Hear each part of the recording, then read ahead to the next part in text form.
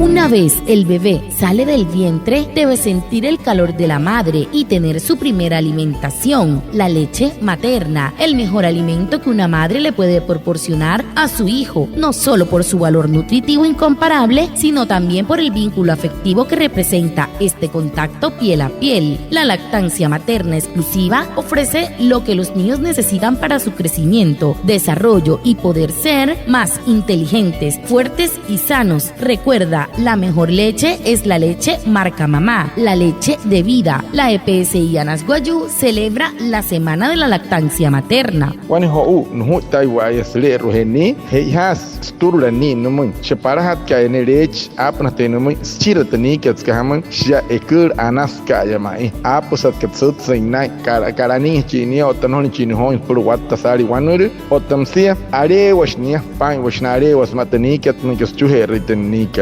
Chuheraka, Tapakat Chira, Numan Hinte, Anech, Atuhech, Yara Yarech, or Taniamre, which Nana knowledge on per one. The Chira Carwayo, Shasmarkan Karech, Anaska, my not Katkaria Parang, not in Casa, Saka Panaika Mahun. The Sunukim PSI cat Anaswayu, Ere Shiatan, Tachuherakat, South Waneka Semana put in here you can push away.